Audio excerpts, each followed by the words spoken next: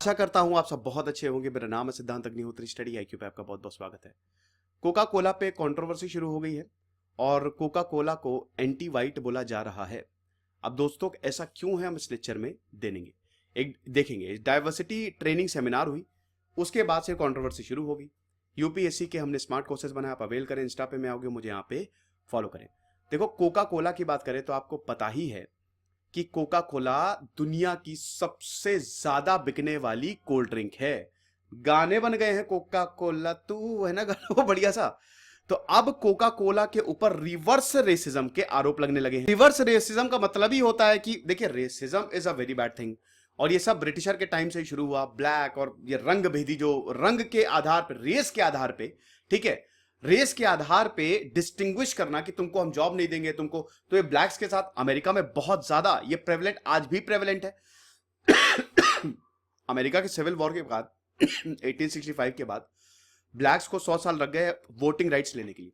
Racism का शिकार हुए हैं, लेकिन रिवर्स रेसिज्म भी यहां पे कंजर्वेटिव्स ने बोलना शुरू कर दिया कि रिवर्स रेसिज्म, आपने इतने ज्यादा अधिकार ले लिए at the expense of white.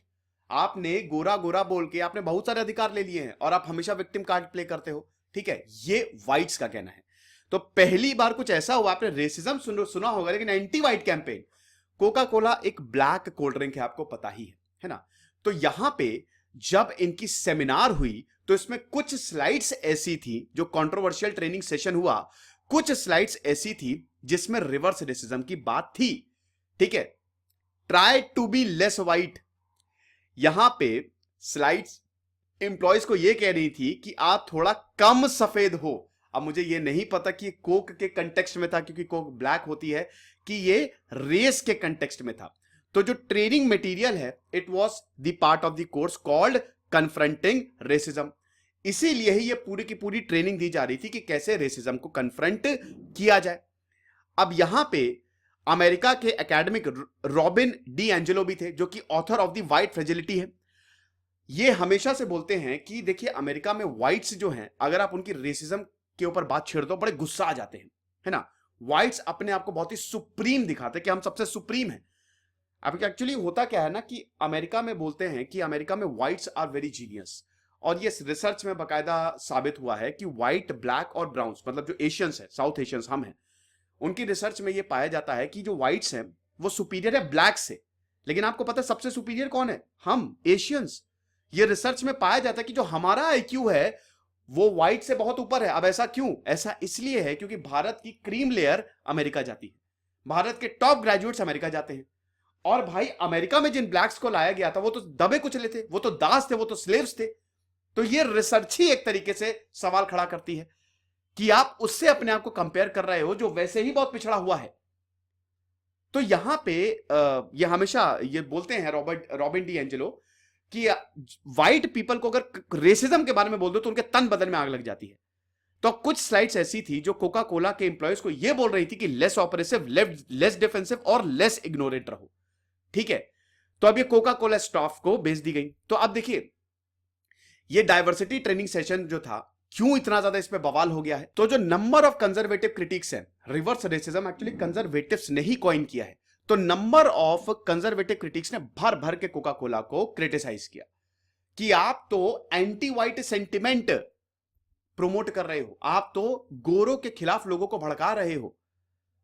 Reverse racism या रिवर्स डिस्क्रिमिनेशन ये कंजर्वेटिव यूज करते हैं 1970s में, जब इधर Martin Luther king junior active थे और ये पूरा रेसिज्म का बहुत मामला तूल पकड़ रहा था। तब अपने आप को बचाने के लिए कंजर्वेटिव्स ने रिवर्स रेसिज्म की यहां पे टर्म यूज किया।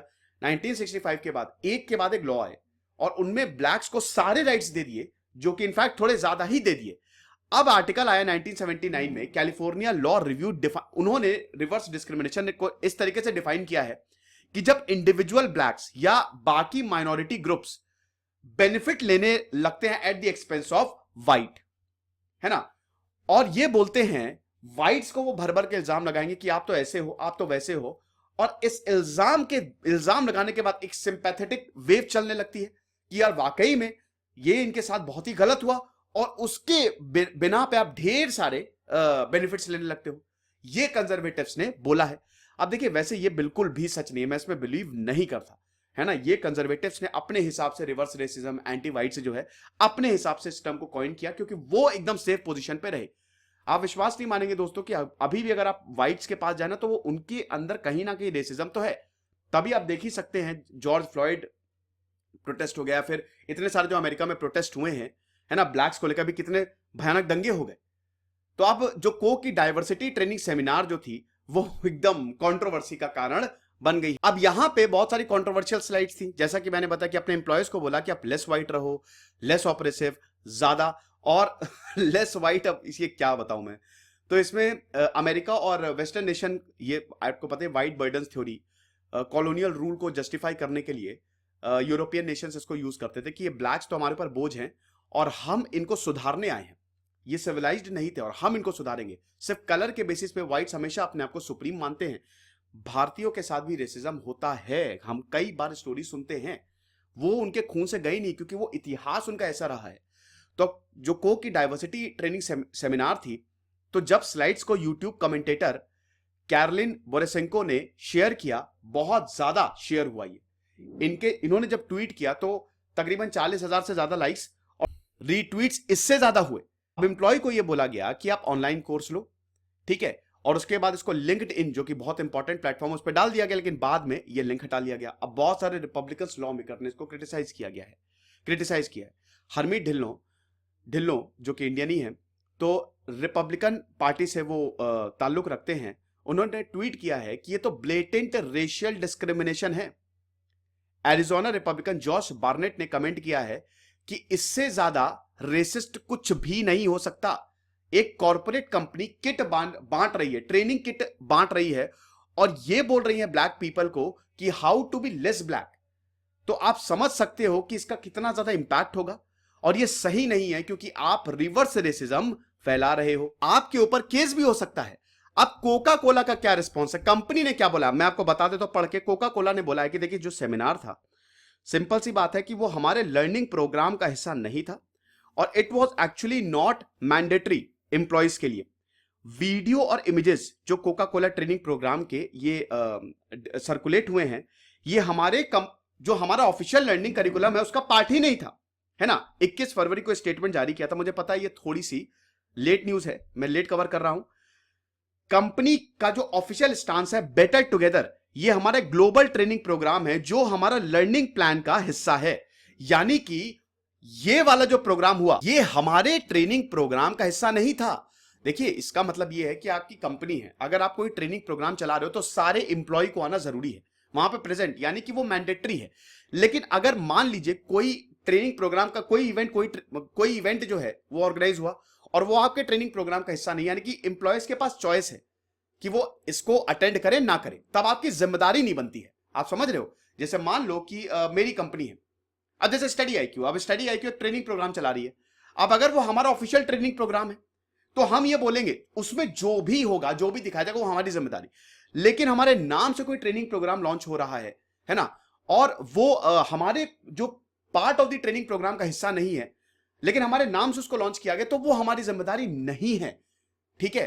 क्योंकि एक्चुअली वहां पे आपके पास चॉइस है कि आप उसको अटेंड करें या ना करें। हमारा अगर प्रोग्राम होगा तो जो भी हमारे साथ जुड़े हैं उसको अटेंड करना जरूरी है।